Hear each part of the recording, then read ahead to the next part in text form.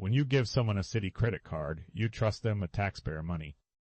It's not their money, it's yours. You earned it. You paid taxes on it. And the city of Dunellen, Florida, gave a portion of it to a man named William Grady Airy, 33 years old, community development manager for the city of Dunellen, a public servant, a man entrusted with managing the growth and development of an entire community. He's also a pastor. And that's where the story gets interesting.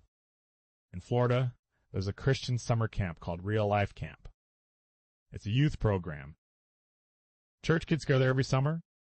Nothing wrong with that. But William Grady Airy didn't use his own money to send his youth group to camp.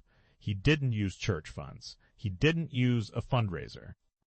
He used your money. $14,874.53. Charged to a city-issued credit card to buy camp tickets for his church youth group. Taxpayer money for church camp. Here's how he got caught. The Dunellen financial officer, Shauna McLean, noticed the charge. She didn't let it slide. She didn't look the other way. She reported it as suspected unauthorized use.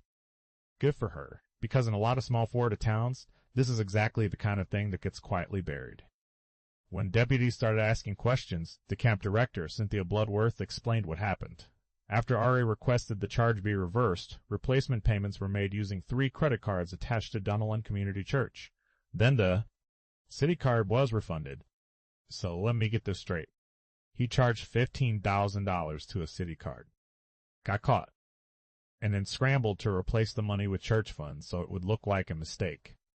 Because that's exactly what he said it was. In a sworn statement, Airy initially denied knowing anything about the charge. Then, when that didn't work, he changed his story. He claimed it was an accident, that he was dealing with church payments and mistakenly used the wrong card. An accident? $14,000, manually entered, on a city credit card? Investigators noted that the payment required the card details to be input manually. This wasn't a saved card that autofilled. This wasn't a one-click mistake. He had to type in the city card number, the expiration date, the security code, by hand. There is no version of events where that is an accident. William Grady Airy was arrested on Thursday, July 10, 2026. He was charged with grand theft, unauthorized use of a credit card, and perjury. The perjury charge is for that sworn statement where he denied knowing about the charge. He was booked into the Marion County Jail and released on Friday after posting a $6,000 bond. $6,000. That's the bond for stealing $15,000 from taxpayers. Now here's the bigger picture. This isn't just about one man who stole money. This is about a system that lets people like him operate unchecked.